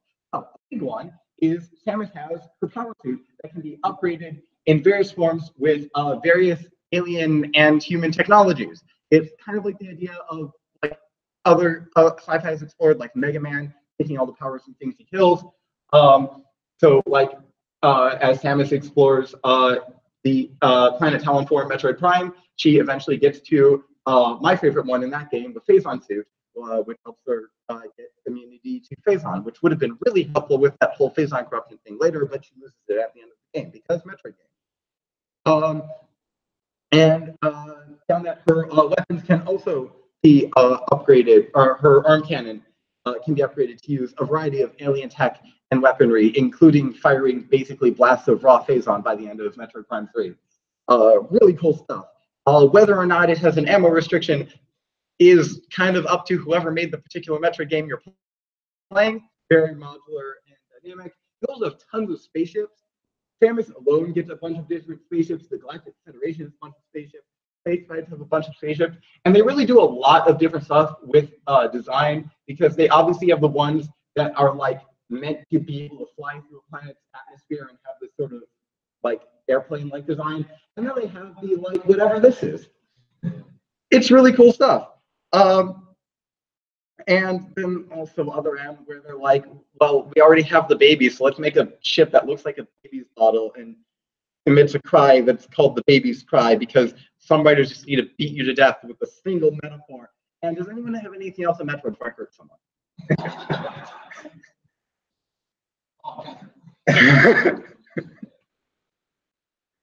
So yeah, that's Metroid. It is one of Nintendo's hardest sci-fi series, and one that they continue to add more to over time.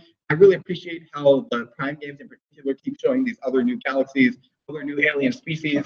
If I go back to like Prime Hunters, as much as they all have this weird design of like you can't have a neck and also your abdomen needs to be way narrower than any other part of your body, it's still like a variety of species design that you don't necessarily see in other sci-fi. Before I write more about Eldoram, I'm just going to hand this off to Joe to talk about a different thing you can do with hard sci-fi, which is race. We're going back to Earth, but in the year 2560. I mean, it has the character poster right there, but otherwise, I don't know which games he's popping actually. This takes place in the year 2560, as I said. The first F-Zero does. Earth has had multiple encounters with alien races, and it's established trading other planets. We've gotten a lot more rich people. We have a lot of billionaires on Earth now. Yay! I guess, maybe. I don't know. Might not be a good thing. Anyway, these billionaires are like, yes, we need a new form of entertainment for our wealth. What can we bet on now? Oh, we have and we bet on these drivers and the hovercrafts. And so they do that. And at first, the F-Zero races are super violent, super unregulated, and that goes on for a while until there's this huge crash at a Grand Prix that kills like 14 drivers. And then they decide to ban it. But eventually, time passes. One of the drivers from that original race survived. Talks to the government. They like make plans. They're like, okay, we're gonna bring it back, but there's gonna be like rules and regulations now.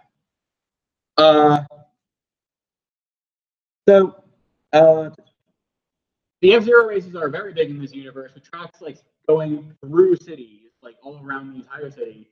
So you can see like how devoted they are to it. The F-Zero races are the biggest celebrities in this universe.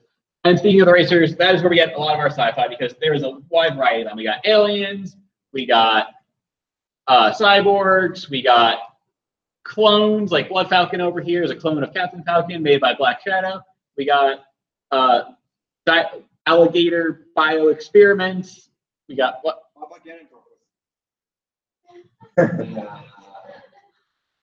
Also, as much as they're building tracks through the city, it's still better than Mario Kart, where the racers just drive through the city, throwing bombs into active traffic. Yeah. Yeah, you got aliens, you got robots, you got cyborgs, you got clones, biogenic experiments, monkey primates trying to prove they're better than humans. And We're not talking about Star Fox yet. yes, we are actually, and we got James McCloud from Star Fox as human. I guess it's a menu. Yeah, just a whole wide range of characters from all different sci-fi origins, all competing in these races. But it's behind the speed crew before the start. Let's talk after the mission. Yeah. All right, now we're actually talking about Star Fox. So Star Fox. What is Star Fox? The team, Star Fox, led by a fox, named Fox McCloud. Because apparently in this universe, most of the characters are named after their species. Like, so you have the team here. You have Fox McCloud, leader of Star Fox. Then you have over here, Falco Lombardi, an ex-gang member who joined up with Star Fox and became an ace pilot. Happy Hair, the team, one of the founding members of Star Fox and the team's advisor. And then you got Slippy Toad, mechanic, engineer, inventor, and super really annoying voice.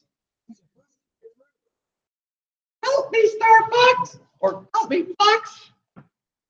So this is a team of mercenaries in which they drive around on the galaxy in which is known as the Lilat system under their base of operation with Great Fox. So yeah, they're a mercenary group for hire, and their team motto is never give up, trust your instincts. So they go around the galaxy, and what do? They drive a variety of vehicles. The most famous of which is the R-Wing. They drive through a lot of variations of the R-Wing. The R-Wing is most notable for its super high performance in space combat, and apparently doing a lot of barrel rolls, even though that's not the proper name for it. I forgot what it's actually called. What? Yeah, exactly. So this is yeah, like I said, this is the most common one, and they go through different variations throughout. Sometimes it can even walk like this. It can turn, which I don't know what's the advantage of it being able to walk is.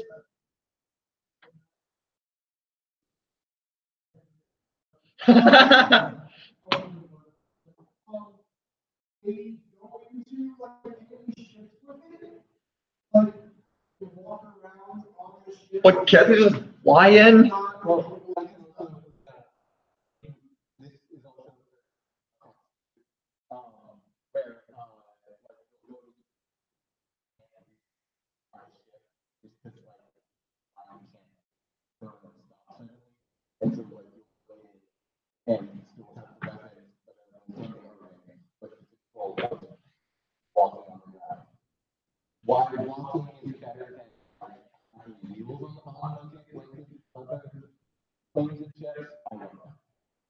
Okay. I don't know. I guess it transforms. So yes, it can transform into this chicken. All right. I think that there's even anyways. Another more common vehicles in Star Fox, although not that popular, is the Landmaster. It's not just a Final Smash you can use in Brawl and Ultimate. It is a vehicle. What? Not Brawl. My bad. Brawl and Wii U. Sorry, I kind of forgot the Wii U version after when Ultimate came out. Anywho, the Landmaster is the advantage of the Landmaster is able to survive any rough terrain and heavy conditions. That's basically it. Not really the most fun to pilot compared to like the R-Wings, but they do use it quite frequently. Another vehicle they have for specific terrains is the Blue Marine. It's basically a submarine that's used for combat underwater. That's really just it. Then you got the gyro wing right here, which is designed more for exploration rather than combat, and which can also deploy a controllable robot or drone going around. So these are the vehicles that the Star Fox crew have piloted over their adventures. But what is the story of Star Fox? So a little bit of background. Star Fox originally consisted of 3 members. It consisted of Fox McCloud's dad, James McCloud, on peppy hair, and a trustworthy guy named Pigma. I forgot what his last name is. Pigma Dengar. Yeah, like the Star Wars character. So the 3 of them were all buddies, and they formed Star Fox. That is until they go on a mission to Venom, in which they investigate Andros, who has since been exiled to that planet. In which, when they're on Venom, Pigma kind of stabs him in the back and kills James McCloud.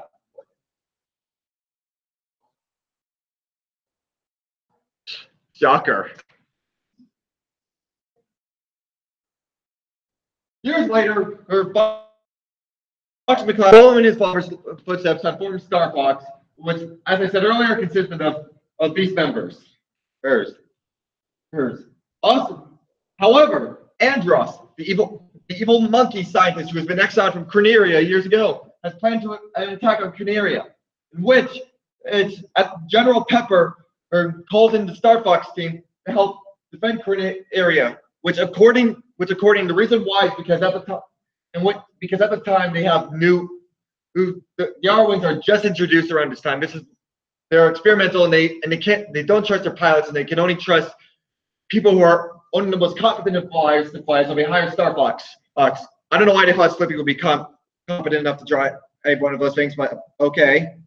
The Star Fox team comes up to defend Corneria, and they succeed. Corneria is saved. Yay! Okay. However, they have to go. It's the bad guy who is on Venom. So the Star Fox team goes throughout the galaxy, fighting enemies along the way, including of which is Star Wolf. Star Wolf is the rivals of the Star Fox team. They generally alternate members throughout time, but at the time they made up of Wolf O'Donnell, Pigma. What? My last name. Ooh. Wolf in sheep's clothing. Anyways, so yeah, it consisted of Wolf O'Donnell, Pigma Dengar, or Leon Kowalski, and Andrew Oikoni, who happens to be the nephew of Andros. So yeah, they come across Star Wolf at one point, and then later on they go, and then eventually they reach Venom, in which they fight Andros, who is represented by a giant monkey head with hands. Entirely the case. This is actually a robot form. Or for Andros' real form, a giant brain with eyes. Because according to Andros, only I have the brain to rule live out or whatever. I don't know. So the Star Fox team takes down Andros, destroys him, escapes Venom, and saves the day. And they all go back to Corneria to celebrate. And then eventually they go on many, many adventures. None of them are as good as Star Fox 64. So yeah, that's Star Fox.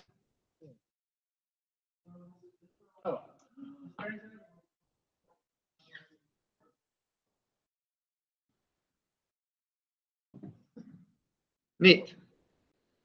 So, I am saying right now, I'm only talking about the first 2 games because I am holding out hope and not looking up spoilers for other 3 on the chance that maybe one day I can play an official game.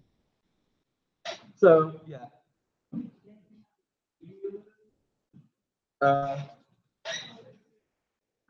Where am I?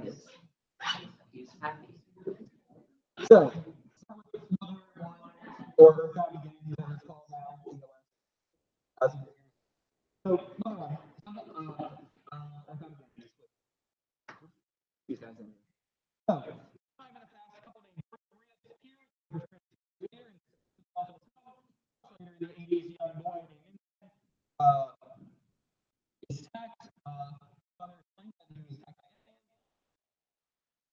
And the crisis all Earth, and also that his great grandfather, has been experimenting with psychic powers. Team up with these other three kids. Anna's annoying, yeah, thank you. It's just like go out and they go solve this alien crisis, and along their adventures they have fun with robots and eventually they reach a ship, go up here. The clan launches. I don't know if I got all this spoilers, so I can sci-fi thing. So they go on this other ship. They find the alien Gigas like in a.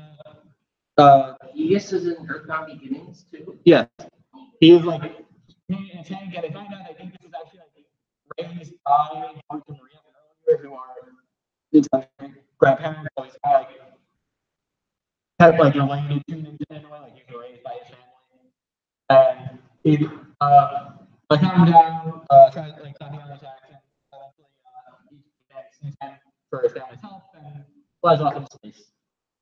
And then goes to Earthbound, or Mother 2.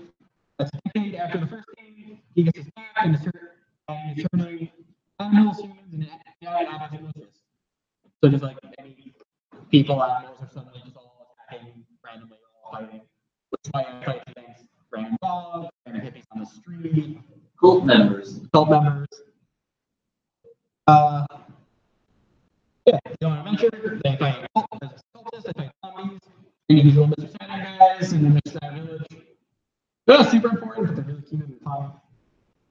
And eventually they end up in a forgotten underworld where the dinosaurs have been living ever since prehistoric times. That part's adventures. Yeah. So you have an adventure with dinosaurs. Then eventually end up traveling back in time to fight Gigas and use originally because too far from there, so they go back in time to fight him. Because in time travel, they can't actually move their physical bodies back in time. So they use robots. They send their spirits into robots that existed in the past. Yeah. And so as robots, they fight Gigas to beat him. And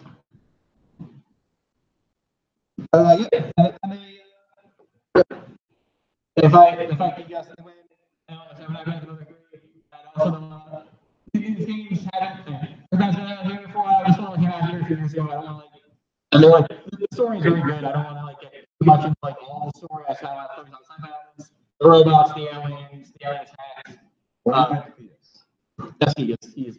Gigas is supposed to represent a piece. Yes. Yeah. Time travel, dinosaurs underground, robots, tanks, all that fun stuff. Yeah. And just kind of cool mentions. I mentioned these Fast College, F and 2. In this case, these two in this guy have like towers and each of has cool science stuff like rockets. Yeah. Just been coming around. Yeah. Yeah. And some of the others were gone over to Ness's Final Smash E Ultimate. Finally closing the plot hole where DK's supposed to receive fight in Smash 4 and Brawl by characters that actually know. So, moving on from underappreciated franchise to underappreciated franchise, which, by the way, Metroid Prime 4 has been delayed. So, hey, Reggie, localize Mother 3. You have an opening for a Switch release. And if you're not going to release Metroid Prime Trilogy for Switch, maybe Earthbound Trilogy for Switch. Anyway.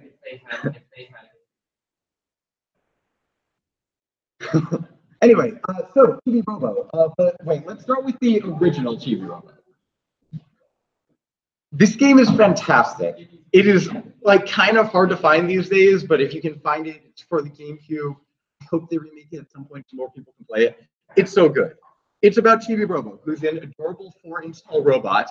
The amiibo is over there. It is the only actual size amiibo. That is actually how big Chibi Robo is. The only inaccuracy in that amiibo is that the plug is made so you can't actually stick it into a wall. Because kids play with amiibo and do stupid things. Also, adults play with Amiibo and would do stupid things. But it's weird. But then again, Earthbound is also weird and really good. TV Robo is weird. It's really good. So, yeah, in TV Robo, you play as Chibo, TV Robo, and your job as a TV Robo, you are a product sold by Citrussoft to make people happy. You help around the house or wherever, and you make people happy. So you go around this house. You are 4 inches tall. You need to like climb up books and like blinds and lamp cords and things to reach places. And you are limited constantly by your battery, which you upgrade over time. So what is the basic story? Well, this particular Chibi Robo, who you saw in that intro sequence, was purchased by Mr. Sanderson as a gift for his daughter Jenny.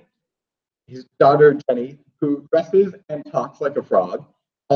Also, he really bought Chibi Robo for himself and just pretended it was a gift for his daughter. And his wife totally knows that. And he and his wife both totally know that they really can't afford to buy a new robot.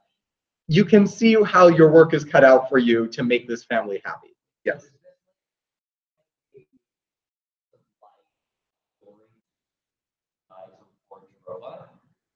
It starts off that way. And like your basic stuff is you go around the house, you pick up trash, you clean up messes, you plant flowers, which for Chibi Robo means you are like carrying a giant flower and sticking it in the ground. You like pick up a spoon and use it to shovel holes for the flowers. And obviously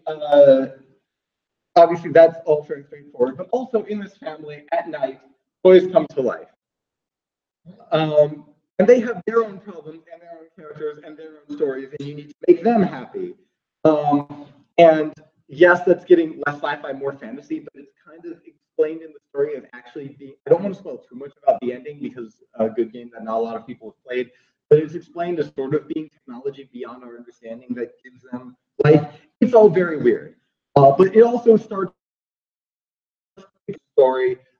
You might notice Chibi Robo's plug and this constant battery meter, like the stuff about the cost of electricity starts factoring into this whole like power motif, as does Giga Robo, who is a previous Citrussoft product that is like the size of a person and was also supposed to help out with stores. But obviously, not being formed as tall requires way more power to operate. And you have this whole story involving the character development of the Sanderson family and their dog, and the histories of the toys, and the history of Citrussoft and Macroware Robotics, their competitor, and hypnosis, and time travel, and aliens, and it's so good. And I'm not making any of that up. It's all part of this. It is just such a good and wholesome game, and I cannot recommend it enough. Then they made some sequels. First off is a direct sequel, which was only released in Japan on the DS. So it did like the thing that Phantom Hourglass did, where now everything has to be controlled by a stylus. And also, it's well in the future, so now Jenny is an adult and looks creepy with DS graphics.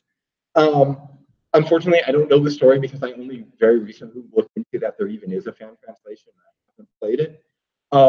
But you're doing Chibi Robo things with now Jenny's family. In America, we got this spinoff, Chibi Robo Park Patrol. You're playing as, oh yeah, all of these are different Chibi Robos. Now you're playing as this Chibi Robo who is set up to help revitalize this park that's being destroyed by pollution and people not taking care of it. There are fun interactions in the nearby town, but the park maintenance is kind of repetitive. It's like Animal Crossing if you had to play it from the all the flowers.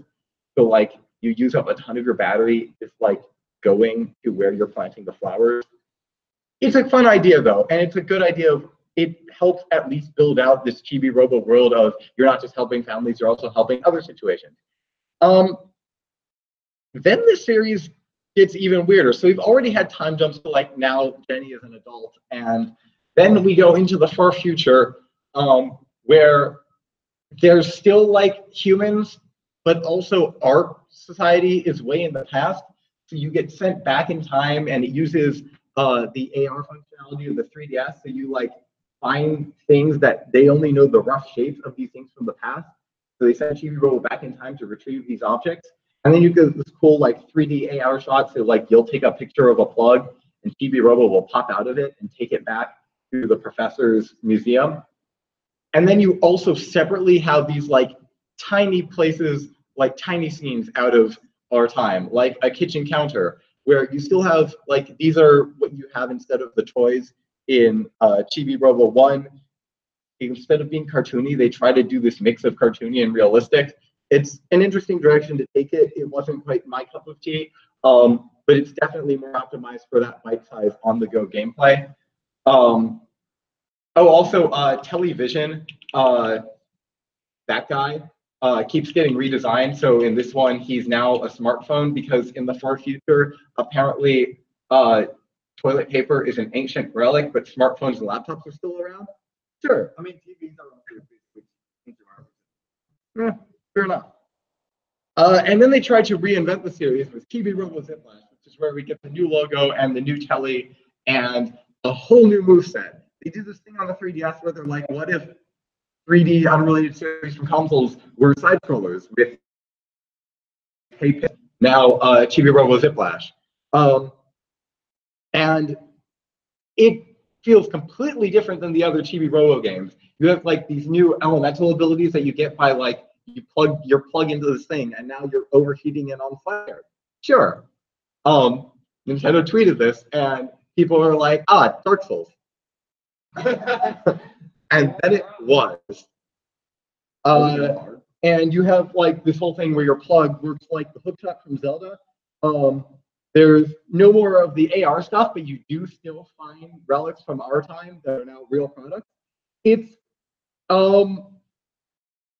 doesn't have like that wholesome, like you're helping this family develop like the original Chibi Robo, but it is a really fun game in its own right. And it was cool that the devs of this game were allowed to do the like, what if we take this character and some of its existing mechanics, but see how it would work as a side-scrolling platformer.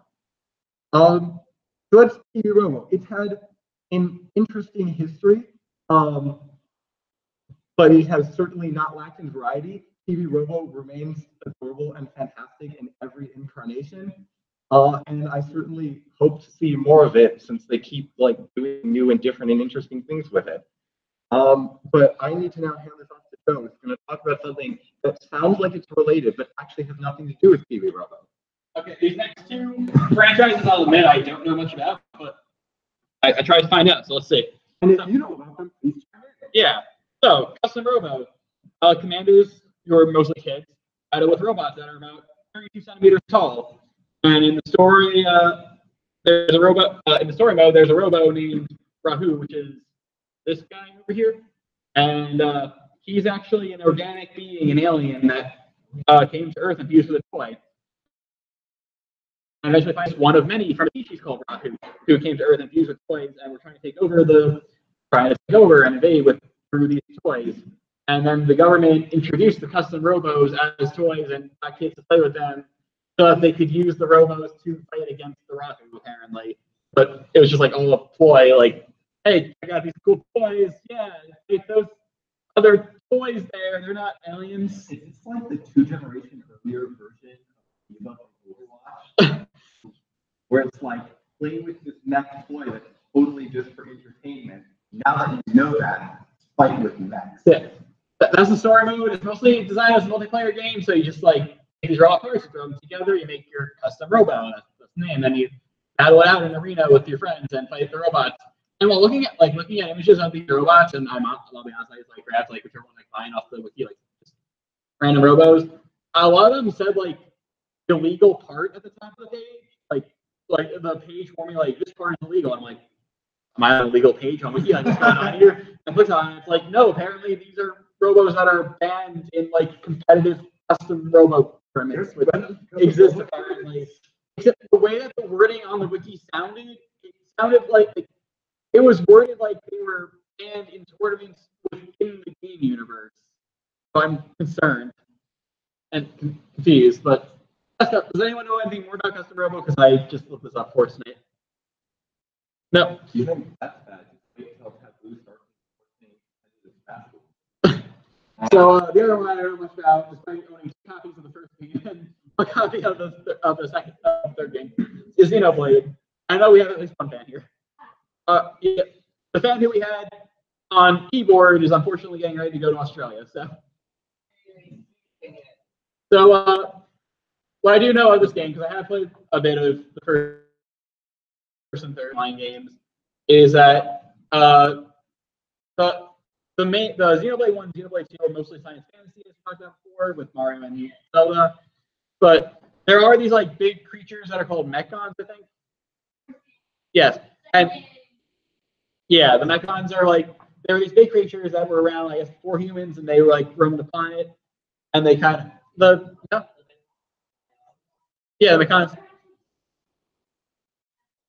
Okay. Would you like to explain stuff? I guess I'm gonna call up and tag in.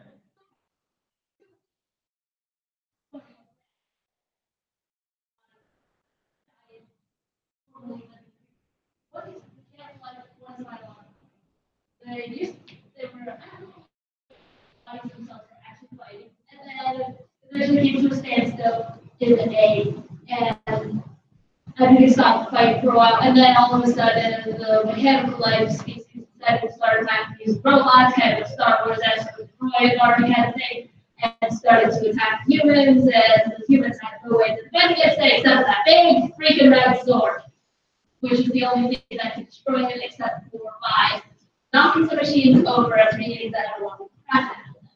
So that's the only way to defend against them. So that's where all there's also really spoiler heavy stuff. Yeah. Sci-fi at the very end, but in both cases, and then there's Xenoblade X, which is a completely different game. And that one is very sci-fi. Oh my god. That is the most sci-fi because it takes place far in the future. Yeah. Not that far in the future, actually. So, but it's on actual Earth, not the place from these guys. It's on actual Earth, and Earth is in the crossfire of a war between aliens, and the Earth is getting destroyed because they're at war, and they hop on and fly off into space to find new homes. And one of them, yeah, the one with the white whale crashes on the planet. Interesting. And Wonder why they changed it. that's what I was next to. It's called Skulls. Is the Xenoblade actually here Xenoblade is actually more of a play on words, which is play on word Xeno, which is foreign unknown, and Blade, which is mentioned in the Japanese version of Xenoblade X, which is beyond the logo's artificial destiny and magic. So it's basically the unknown that lies beyond the full sky. Oh, Okay. wow, Cool. Yeah, and I looked into this way too much, I'm sorry. no, that's perfect. Yeah, because I'm wearing my hoodie for Xenoblade X. I'm a proud member of the Pathfinder this division. We explore shit. I want to get more into it, but I didn't talk RPGs and I just can't progress if I suck at it. I was like, I didn't get a copy. unless you have a Wii U. If you have a Wii U, you can get it on yeah, for like $20.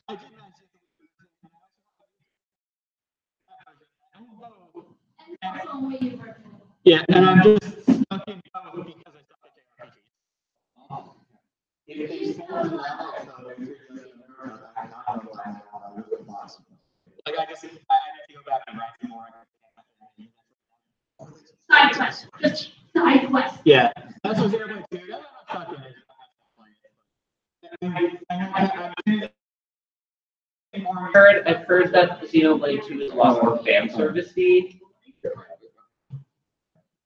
All right, so moving on, before we wrap this up, So this is kind of blending sci-fi games with something that is an actual real-life robot. This guy, that's Rob, the robotic operating buddy. He was an accessory for the original Nintendo Entertainment System, and works basically. So if you see in that clip there, the screen flashes green for a moment, and in there is a pattern that is read by the sensors in Rob's eyes that give Rob commands such as move left, move arms left or right, move arms up or down, close or open hands. And with those commands, Rob can play two games. There's stack up, where you basically put an order of commands that will allow Rob to move these colored discs to different arrangements.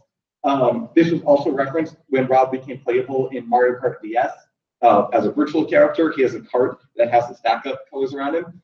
And Dynamite, which is referenced in Rob's down special in Smash, where basically he had these gyros which are larger and heavier than you'd expect. He puts them in this thing that he uses in his special to start them spinning, and then he puts them on these two dots, which connect to an actual NES controller that you put in a thing down here. And basically, when this is held down, it connects to at the bottom of this, a thing pushes the B button, and when this is held down, a thing pushes the A button, which tells the game to lower either the red or the blue columns, or raise them once the gyros are removed. And because the gyros are spinning, they stay upright and hold down the buttons. Yeah. So was this one? Okay, so yeah, I'm getting there. In the actual game, though, Rob is being communicated with by Professor Hector, who, like, when you press start, Hector looks out at the screen at Rob. So Rob is a physical thing, but the scientist you're talking with in his laboratory in Gyromite is the science fiction part of it, because he's not. I mean, it is like right on the line, because he's not talking to Rob, but he looks out of the screen, and then the screen flashes commands that are interpreted by Rob. So maybe he kind of is. It's also kind of cool because if you've ever seen Duck Hunt or any of the other light gun games, this actually works in a very similar way to that, except where the light gun is you do a thing, you press a button, which is the trigger on the light gun, and then the screen flashes a pattern, and then the sensor says whether it saw that you hit a duck. This is in reverse, where you press a button on a normal controller, and it sends a signal that is received by the Rob. It's really cool technology that, like, this all works fairly well at that time. You just need the patience, because these are very sped up, and he took a while to, like, actually do all the things. But yeah, cool bit of Nintendo history. I would love to own one of these, except that it can only play 2 games. But it was a really cool idea. And now we got to move on to, let's end this off with, ready? Yep.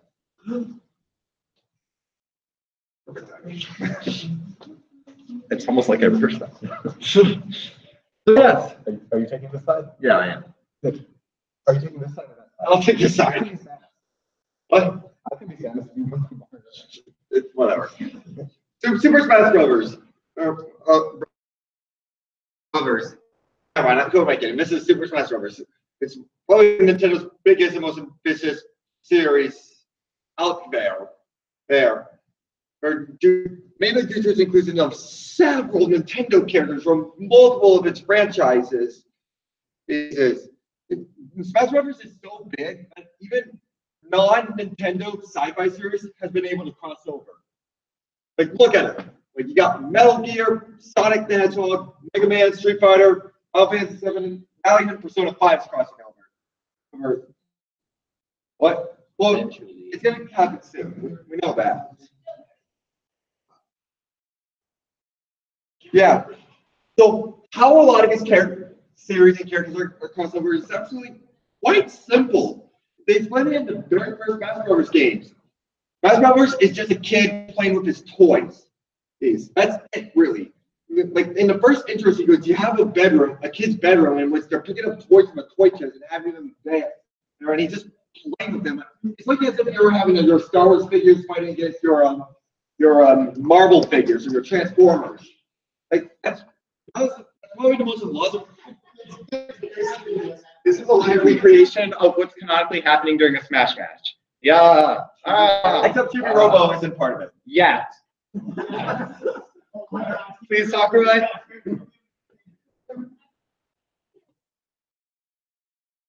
He's a He has a trophy in I think Brawl and Wii U, and he has a spirit in Ultimate. We can talk later. There are good reasons for it. And they do canonically exist still because the Swiss trophies are still. Yeah, it's also explains, the whole toy phase also explains why they're able to get other bigger franchises that aren't linked to Nintendo to be able to fight kids, not to care about licensing properties and stuff. Like I want to have my Star Wars figures fight against my Batman figure. Do I really care like what studios owns what? And honestly, this is honestly probably the best and most logical reason for something to cross over. It's simple and it makes a lot of sense. Like you don't need to cross portal realities or just have them like exist in the same universe the entire time but never recognize them each other to this one moment. Are you telling me Kingdom Hearts doesn't make sense? Well, I haven't played Kingdom Hearts, so I can't say. But yeah. So, but there's not really much to say in terms of sci-fi that isn't in Smash Bros. That isn't covered much from what we previously talked about. Like if there's anything about sci-fi and Smash Bros. We already talked about it within other Nintendo things. And we're not going to talk too much about sci-fi in these series because these are not really Nintendo. That is what they did do at one time. And they tried their own thing. Also, Mega Man and its whole sci-fi thing. We also did a Metal Gear Solid too. Metal Gear Solid. Maybe Ryan will do Sonic sometime. Probably not. But yeah, Smash Brothers occasionally adds its own original content.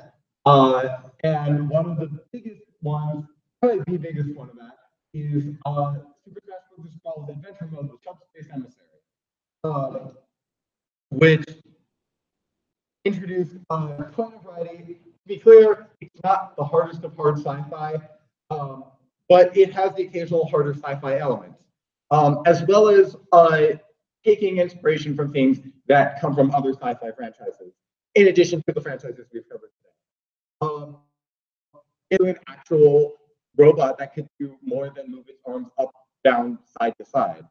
It now has like rocket boosters and lasers, and is still like the best. You really do. If you haven't played Subspace Emissary, like you owe it to yourself to experience that story. If you like Nintendo, it manages to give a role to basically like almost every Nintendo in that game, except for Jigglypuff, Wolf, and Toon Link. But that's still like 40 other characters. Sonic's not a Nintendo character, but yeah. Yeah, it is a surprisingly good story given the number of characters they had to cram it into, and it's just an add-on single-player mode for a fighting game, and you will feel feels that you weren't expecting to feel from playing Smash Bros.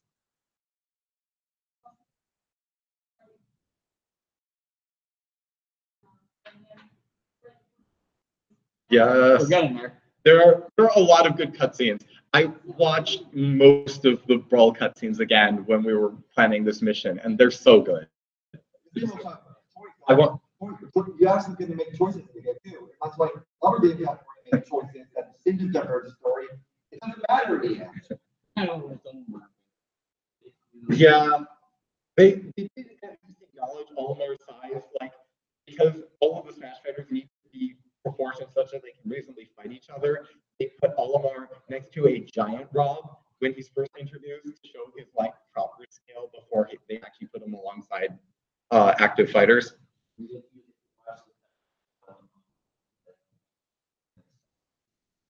I mean, these days it's fine. He just didn't want people leaking. He didn't like that people leaked them before the game was out in all regions. Oh, wait. Oh, okay. Yeah, he did. Or that they were leaked before people had like gotten a chance to experience the game. Because 10 years or 11 years later. This is back when worldwide release. Yeah. And I'm also honestly salty about that because I got some Subspace Emissary spoilers from people who leaked the Japanese one, and then friends showed them to me. And I'm like, yeah, the dojo every day, and yeah, fun personal tidbit. I damaged my Wii's disk drive because I left Brawl running in it for a month straight. As soon as I finished my homework, I would go back and play Brawl, and I didn't want to have to wait for like the initial menu to load and then Subspace Emissary to load and then my level within Subspace to load. So I just left it running. Anyway, so back to the actual plot of Subspace. Some of the more sci-fi tech they introduced include not only Rob's actual robots, but the subspace bombs that the ancient minister would deliver, who's this mysterious robotic being who flies these bombs out, and then some Robs come out, activate them, a countdown happens, and then they explode and capture the surrounding area inside a bubble of subspace, which, if you watch Doctor Who, it's basically like a pocket universe from Doctor Who. And the way these function in universe is you can actually take all of these pocket dimensions and group them all together and then create links from one to the next. So you can hop from that pocket dimension, you glue it to that pocket dimension, and then you can go between them. Yep. Also, that villain Taboo is not inherently sci-fi, but it's kind of cool that they try to work like circuitry patterns into his wings and his body and other sort of computery references. What? Yeah. Yeah, and he's like, back before Galim killed everyone at the beginning of World of Light, Taboo killed everyone except Sonic.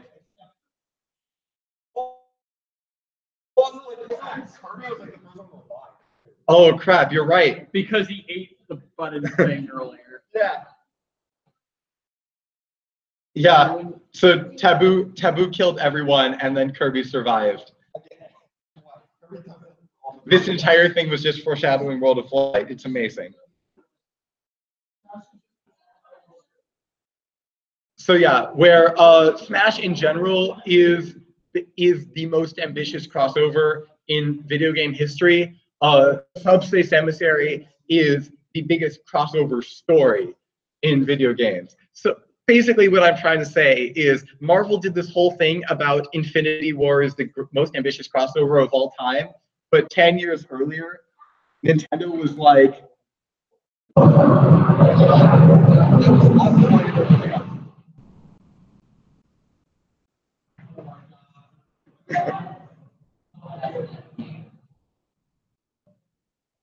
oh.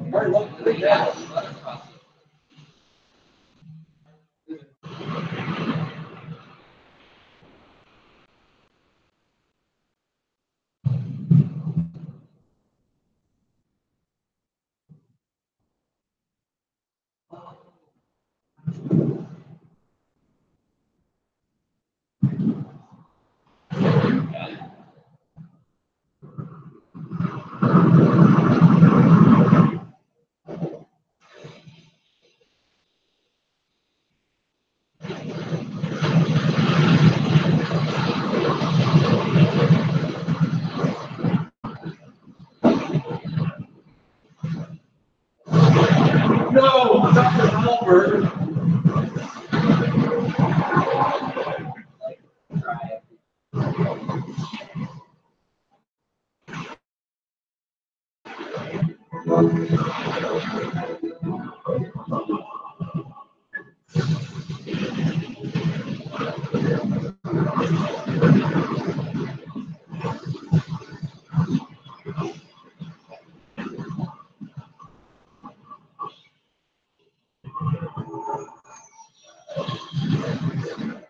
You see, there's a perfectly valid reason for why Kirby had to destroy it.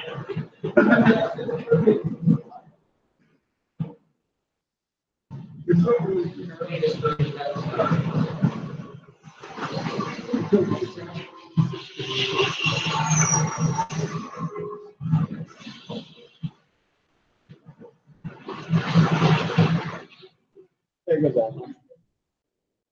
A Jurassic really would be a lot more. What? Oh yeah, they basically built this the subject built this laser and then it immediately destroyed that. What if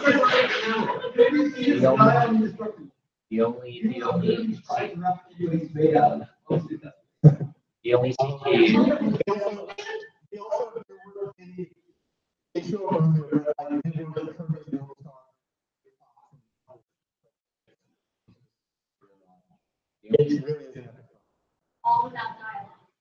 Yes, there's no voice acting. Really? You get a lot out of it. It is such a good story and so well animated. It's like the video game line and the Pokemon segment uses footage from Pokemon Trainer in some places. We also have Sakurai voicing King Dedede. The trailer that announced Snake in the end. Kept you waiting, huh? Oh, but wait.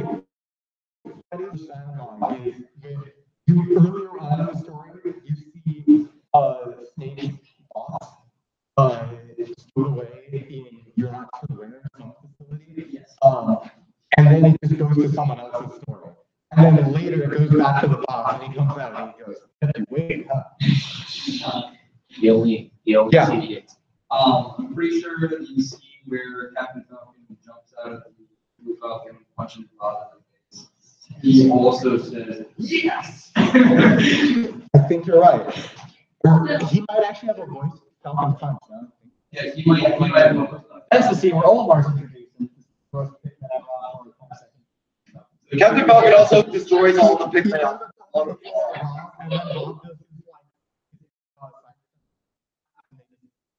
Also, once Captain Falcon does punch it, when he slides, he also lands on a bunch of Pikmin as well. Yeah. They really don't care about Pikmin lives.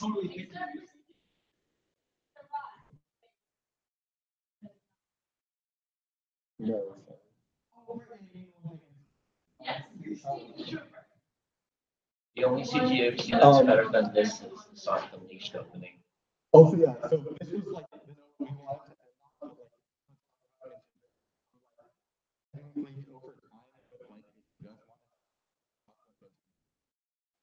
Yes. you like you like I can I'd like- talk video stuff for hours. Okay. Well, we're gonna end it here. Officially, you can stay after Nintendo, but I'm gonna make some quick. I'm gonna do quick announcements, basically from what we did in the beginning. Next week, we're gonna be talking about movie flops in sci-fi. So be prepared to talk about movies that you probably all forgot about. Oh, if you're interested in becoming a member, talk to Aaron. It's only $6. Book club is back again. And Monday, we're gonna have we'll be asking for recommendations on books on the Slack later on this week. We will also be going to see the Lego Movie 2, the second part, on February 8th. Hey, so that'll be a blast. And also, just go to the Slack. You know, it's a great way to make friends and meet other nerds and stuff. Like I said, we just introduced an anime channel to discuss all things anime. So yeah, we have PR is now on Thursday from 7 to 9. And then yeah, we still have sodas here. You can buy them from us before we put them away. They're the quenchiest. All right then. Thank you very much for coming to our Nintendo mission. Hope you had a lot of fun listening to us spat nerd stuff as we did spatting that nerd stuff to you.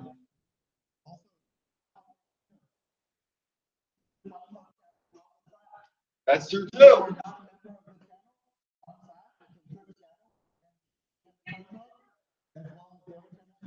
And then go to Cameron Bates, guy who loved the Nintendo channel. He doesn't know what he's talking about.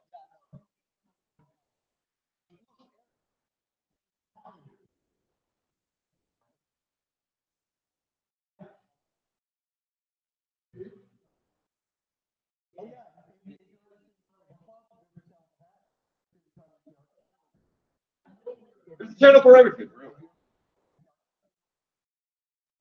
What? Fair enough. Yeah. Have you guys done the Sonic the Hedgehog sci-fi thing? We haven't done a mission like that. That's the thing too. If you're interested in doing a mission with us, you go to ihaveanidea.rtstar.com and you can submit a mission form. So if you want to do something that like we did with the Nintendo and share your know-how of sci-fi, submit it to us and you can potentially do it.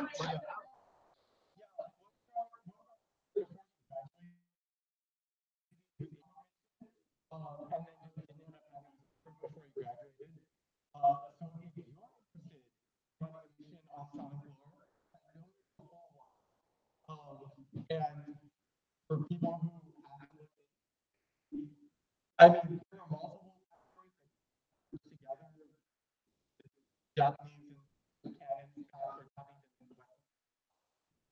But Westerns are really interesting and more sci-fi than you'd expect. I mean, And then something from exactly sci-fi and things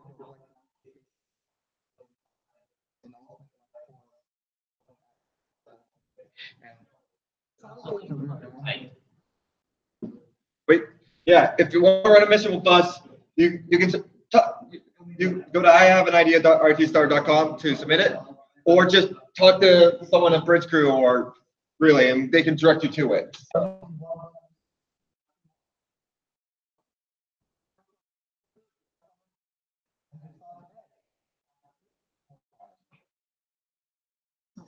Thank you very much for coming, everyone.